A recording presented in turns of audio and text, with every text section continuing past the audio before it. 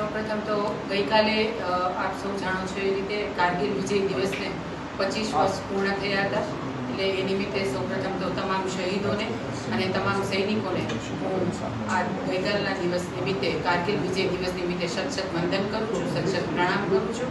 અને મા ભારતીની રક્ષા માટે જે કોઈ શહીદોએ પોતાનું બલિદાન આપ્યું છે એ નિમિત્તે રાજકોટ શહેર ભારતીય જનતા પાર્ટી દ્વારા કિશનપરા ચોક ખાતે કારગિલ વિજય દિવસને 25 વર્ષ પૂર્ણ થતા હોવાથી એ નિમિત્તે ગઈકાલે ત્યાં પુષ્પાંજલિનો રાજકોટ બક્ષીપંચ મોરચા દ્વારા કાર્યક્રમ રાખવામાં આવેલો હતો. જે કાર્યક્રમમાં પાર્ટીનો કાર્યક્રમ હોવાથી એ કાર્યક્રમમાં હું પણ ત્યાં ઉપસ્થિત હતી.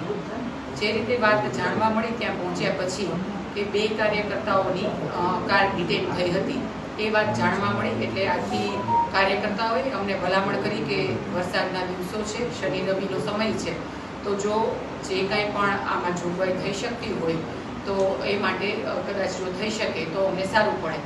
ત્યારબાદ શહેર પ્રમુખ મુકેશભાઈ દોશી પણ આવ્યા અને એમણે પણ ડીસીપી એમણે એસીપી પ્રભારી સાહેબ સાથે વાત કરી અને મેં ડીસીપી પૂજા યાદવ સાથે વાત કરી કે આ બાબતે શું થઈ શકે. પોલીસે જે કામગીરી કરી છે પોલીસની કામગીરી ખૂબ સરાહનીય છે.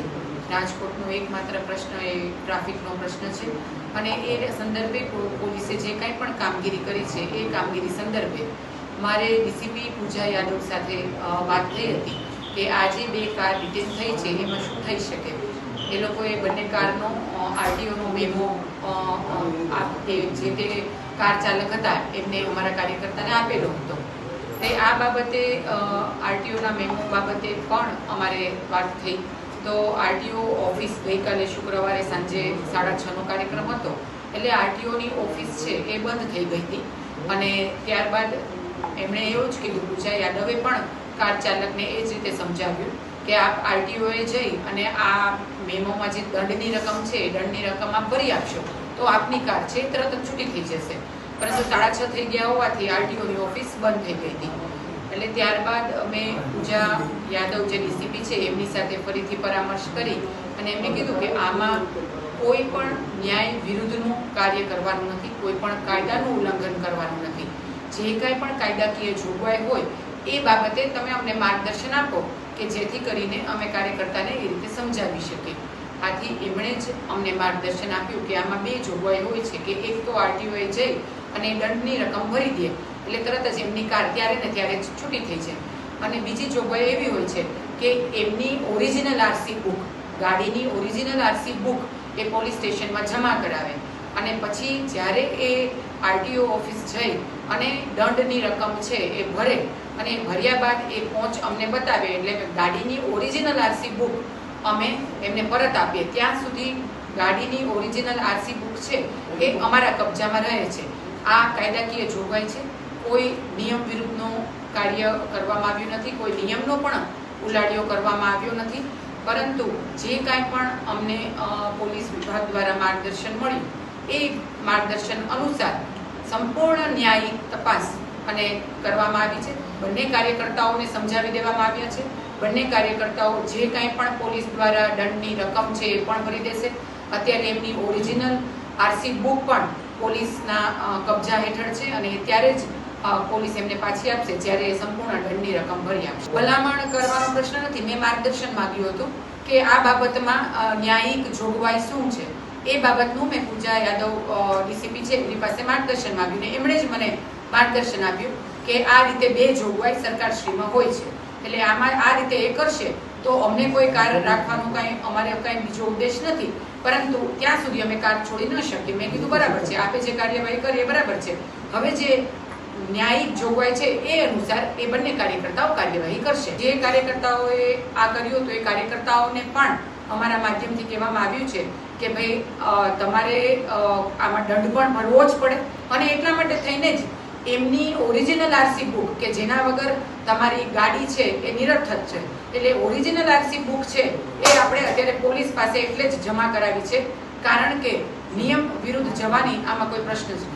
એ બાબતે આપ એમનો જ અભિપ્રાય લઈ લેશો કારણ કે એ બાબતનો મને બહુ ખ્યાલ નથી એટલે એ બાબતે હું વધારે પ્રકાશ નહીં પાડી શકું. ગઈકાલની જે ઘટના હતી અને મારે જે ડીસીપી પૂજા યાદવ સાથે જે કંઈ વાત થઈ એ વાત સંદર્ભે હું આપ સૌના બાબતે ધ્યાન પ્રકાશમાં મૂકી શકું. કાર્યકર્તાને પણ મેં તરત જ બંને કાર્યકર્તાઓને મેં સૂચના આપી છે કે જે પોલીસે જે આપણને દંડની જોગવાઈ કરી છે, પોલીસે જે કાયદાકીય આપણને જોગવાઈ કરી છે એને આપણે અનુસરવી જ પડે. આપણે ભારતીય જનતા પાર્ટીના આપણે કાર્યકર્તા છીએ, આપણી એક ફરજ છે અને પાર્ટીની આપણી ફરજના ભાગરૂપે અને એક સાચા નાગરિકના ભાગરૂપે આપણે દંડ પણ ભરવો પડે, આપણે આપણી બોક પણ જમા કરાવવી પડે અને પોલીસનો જે ન્યાયિક દંડની જોગવાઈ છે એને આપણે ફોલો જ કરવી પડે અને ત્યારબાદ પણ જે કંઈ પણ પોલીસ માર્ગદર્શન આપે એ પ્રમાણે આપણે એને અનુસરવું પડે. એ આપણે એક સાચા નાગરિક તરીકે. પૂજાબેન યાદવે એમના વિભાગ લગત જે કંઈ પણ કામગીરી કરી છે એ યોગ્ય જ છે, એ સરાહનીય છે. કારણ કે દરેક વ્યક્તિ સમાન જ હોય છે, કોઈ વ્યક્તિ ઊંચી કે નીચી હોતી નથી. એટલે દરેક વ્યક્તિ સમાન હોય છે અને કાયદો પણ દરેક વ્યક્તિ માટે સમાન જ હોય છે. એટલે પોલીસે એનું જે કામ કર્યું છે એ યોગ્ય જ છે એની જગ્યાએ, અને એમણે જે માર્ગદર્શન અમને આપ્યું એ પ્રમાણે જ અમે લોકો ચાલ્યા. આ બંને અમારા ભારતીય જનતા પાર્ટીના કાર્યકર્તાઓ હતા અને એ બંને કાર્યકર્તાઓ બક્ષીપંચ મોરચાના કાર્યક્રમમાં ગઈકાલે ત્યાં આવેલા હતા. દરેક કાર્યકર્તાઓ, એમાં હું હોઉં કે બીજો કોઈ પણ કાર્યકર્તા હોય, આપણે જે કાંઈ પણ સરકારશ્રીના ટ્રાફિકના નિયમો છે એને આપણે અનુસરવા જોઈએ એવું હું પોતે પણ સ્પષ્ટપણે માનું છું. અને એટલા માટે થઈને જે કંઈ પણ કાર્યકર્તા અમારા હોય છે એ હંમેશા આ બાબતે હંમેશા સાથ સહકાર સરકારને, પોલીસ વિભાગને અને દરેક જગ્યાએ આપતા હોય છે. ક્યારેક કાર્યકર્તાથી આવી નાની મોટી ચૂક થઈ જતી હોય છે તો એના બાબતે પોલીસ દ્વારા જે કંઈ પણ દંડની જોગવાઈ કરી છે એ લાગુ ભોગવવા માટે તૈયાર છે. સાંજ સમાચાર ફેસબુક પેજને લાઇક કરો, વિડીયો શેર કરો અને વધુ વિગતવાર સમાચાર માટે sanssamachar.net વિઝિટ કરો.